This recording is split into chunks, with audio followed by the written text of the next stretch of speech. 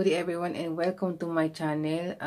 Sa vlog nito pag-uusapan natin yung kung ano ba yung inyong assets. Ayan. So, katatapos lang ng vlog ko tungkol sa BMBE.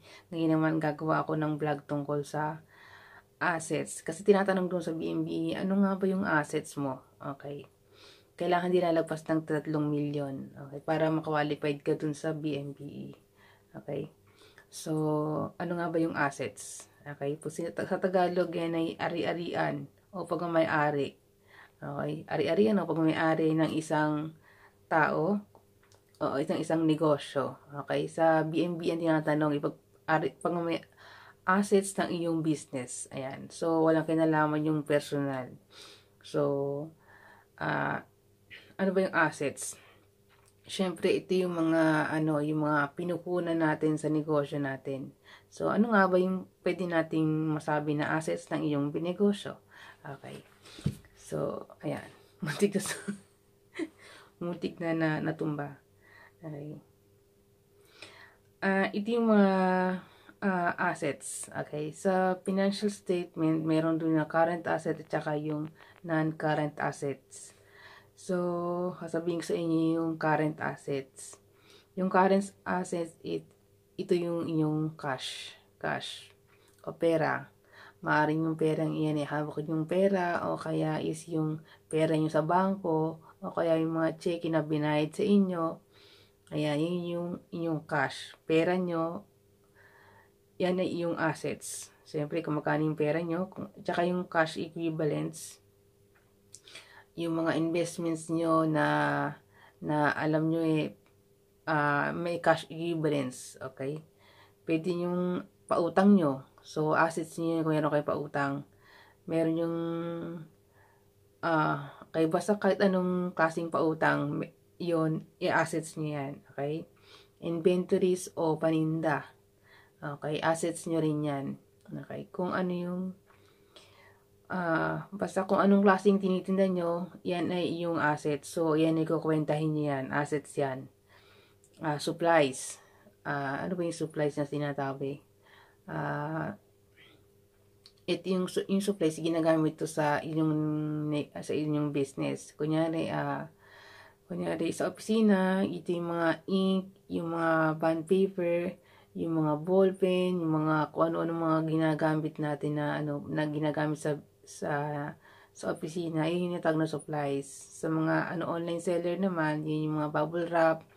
So, yung mga yan, hanggat na andyan yan, assets pa yan, meron pa yung cash value. So, consider yan as yung assets. Okay? At saka yung mga prepaid expenses. So, ibig sabihin ng prepaid expenses, yung mga binayaran nyo in advance.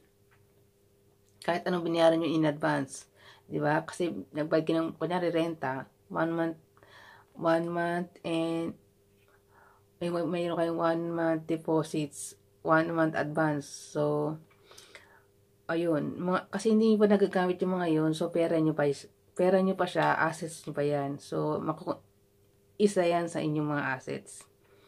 Kaya ito naman yung mga property, yung mga property ng inyong negosyo. Kunyari, land, equipment, building, furniture and pictures, service vehicle, mga ganun, assets yan ng inyong business. Kaso sa BMBE, kung BMBE tinatanong, pero lang yung mga building, yung mga warehouse, hindi kasali yun. So, exempted siya sa bilangan sa 3 million. Okay? So, yun yung exempted, pero yung mga service vehicle kasama yan. Tapos, meron din tinatawag na intangible assets. Yung mga brand name, copyrights, franchise, patents, licenses, and trademarks. Ito mga assets to, kaso minsan hindi na natin nilalagay sa books of account. Kasi ang nilalagay lang natin yon is talagang merong cash value. Ito naman is yung mga parang mga pinarehistro mo to. Pinarehistro mo, syempre, itong mga intangible asset na to, pinarehistro mo, so sa'yo yan, hindi siya pa pwedeng pakialaman ng iba. Kagaya ng mga copyrights, hindi siya pwedeng gayahin, di ba? Lisensya mo, so hindi siya pwedeng sa'yo yun, di ba? May lisensya ka, rights mo yun. Di ba? Basta yun yung sample ng mga intangible assets. Okay, brand name, hindi pwedeng gayahin ng iba. Kagaya ng mga pinirehistro natin sa DTI, pangalan natin. Kaso may ano yun merong ano, kung ano lang barangay ba o national ba yung pinaano mo. So sa barangay, hindi siya pwedeng gayahin ng iba, di ba? Kung national ang binayad mo, hindi siya pwedeng gayahin hanggang sa national. So yun yung ibig sabihin ng intangible assets. Okay, so assets mo siya. Isa is assets mo, kaso hindi natin ito isama sa 3 million kasi hindi naman talaga siya kumbaga walang cash value. But pero sinasabi assets to, okay? Okay. So, yun na yung mga assets natin, guys. Maaari. Kunyari sa assets nyo, di ako sinabi paninda. Sinabi ko rito yung so, kahit na, yun. So, yun na yun. Basta yun na yung mga yun. Yun ang tinatawag na assets natin, guys. Yun lang naman yung mga assets natin. Ano ba? So, yung 3 milyon na kailangan sa BMBE, pwede nyo kontrolin para manatiling 3 milyon yan. So, pwede nyo makontrol yan bilang kayo may-ari. Pwede nyo i-withdraw yung iba para manatiling 3 milyon yan. Para kasali kayo sa BMBE. Yan yung tips ko sa inyo. Okay? Thank you so much for watching and have a good day. Bye-bye.